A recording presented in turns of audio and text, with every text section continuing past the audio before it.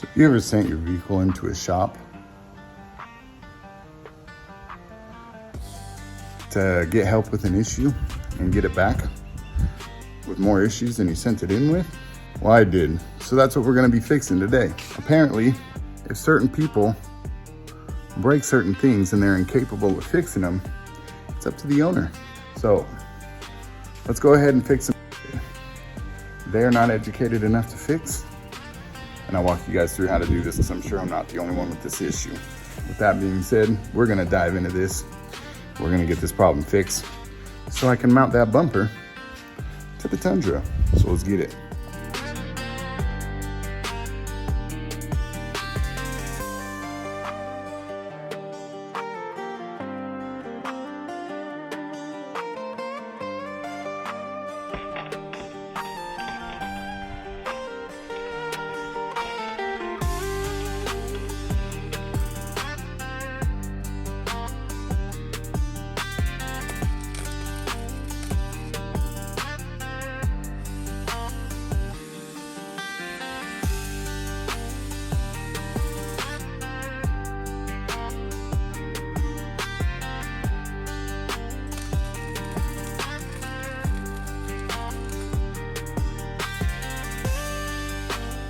All right, so now that we got the bolts tacked on, you're gonna see me here try to put the mounting bracket on to make sure it fits and I didn't weld on any of the bolts crooked.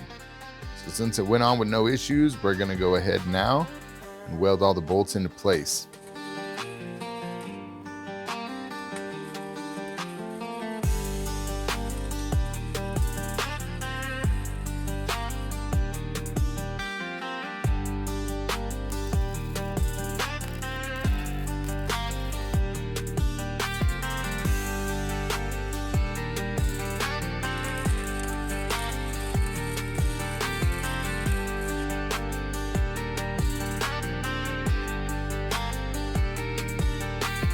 So I'm going to give you guys a little tip, and this right here is called a thread chaser, and you're going to want to use this on all of your bolts along with this penetrant oil. What this is going to do is this is going to kick out all the dirt, rust, and buildup from your bolts, so that way it makes assembly a lot easier here in the near future. So as you notice here, I'm actually missing one of the bolts that are supposed to be welded, along with one on the other side. So I went out and bought a couple of bolts that have the same thread pattern. That way I can weld them into place here, and then they'll be just like these other ones.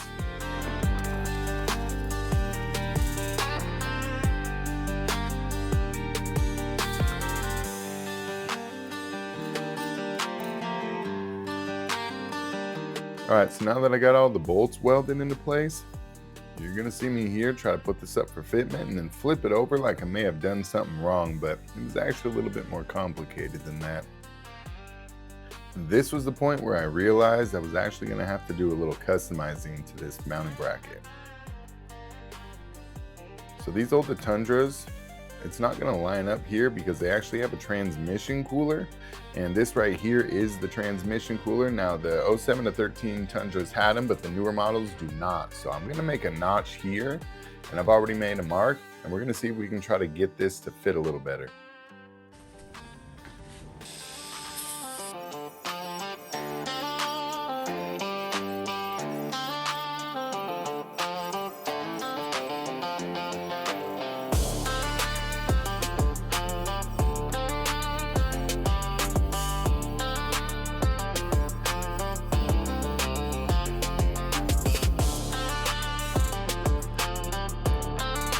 So I've gotten both sides notched out to get it to fit correctly. And you'll also notice that I've spray painted it to keep it from rusting, which you'll definitely need to do, but don't make the mistake I did and do it too soon. You'll see here when I go to put it up to see if it'll fit, I realize I'm gonna need to cut out some more. So before you paint it, go ahead and make sure you fit it correctly. Double check and triple check, and then paint it. Once you get it all done, go ahead and mount it up. So now that we got the mounting bracket pinned up here, we're gonna go ahead and tighten it down. Now I like being extra, so I'm gonna use some Loctite and make a few different kinds of Loctite. We definitely won't be using the red, which is the 271. That one's a permanent Loctite. We also will not be using the standard blue Loctite, which is 243. We're actually going to be using a Loctite which is removable, and it's 242. So we're going to go ahead and put on this Loctite, then we're going to throw on the washers, and then the lock washers, and then the nuts.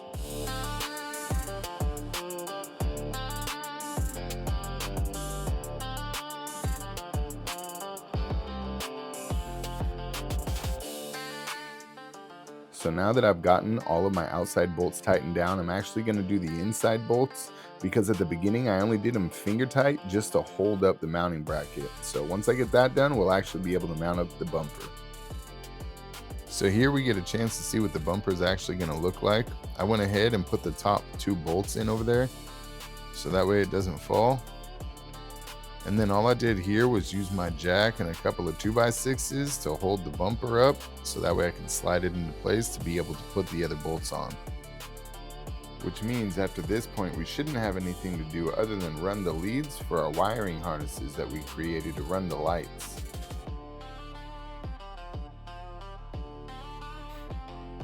Alright, so from here we got a really good view at the inside bolts. And I've already done the top bolt, but I'm going to do the bottom bolt with you guys, so that way I can walk you through it, and from there you should be able to do the rest of them on your own. From the inside here, you'll notice that both bolt holes actually have a tab above and below it, and that's so you can put the bolts in and then they don't spin when you tighten down the nut.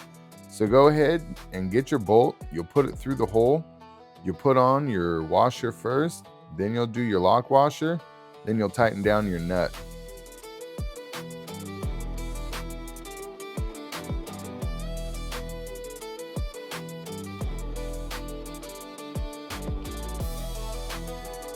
Now, these are going to be the same bolts we were just working on, but this is from the underside of the bumper. It's going to be the only place you can tighten these bolts down. You're also going to need to get yourself an 18 mil.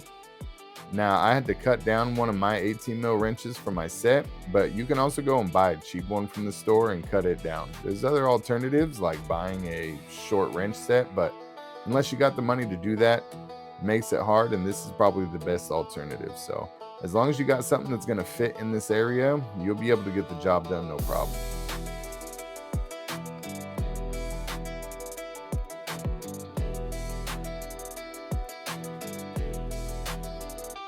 All in all, I'd have to say it looks pretty good on there. So you guys can see also right here, I have these couple pieces of foam, and this was so I can make sure I had a good solid even gap all the way around, and I also have the same 2 pieces on the other side as well.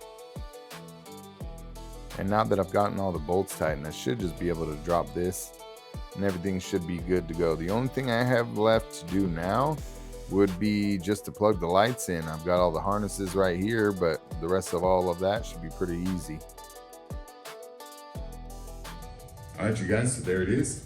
That pretty much wraps it up for the bumper install. Now, I'd rate this difficulty level at probably a 6 because it was just me, but again, still doable for anybody wanting to try this. We went ahead and we hooked up our wiring harness, and that was a super simple plug and play system. It is why I'm an anti-twisty cap. No need to use them. All of this is super simple. You can get all of these things that I used off of Amazon, along with this front bumper. Now, a huge shout out to Yzona for sending us out this off-road front bumper for us to be able to review. If you guys want to see me do any other products from this company, maybe a rear bumper or even a roof rack, go ahead and smash that like button. If you don't subscribe already, don't forget to do that. Now, if this video helped you out, save it to one of your favorites. And if you know somebody going through the same process, go ahead and send this video to them because it helps the channel a lot. So again, thank you guys. I appreciate you for sticking around and watching, and I'll see you guys on the next one. Multi-faceted ninja, sipping gin in his Tundra, painted with rhino liner, customized by his own hands.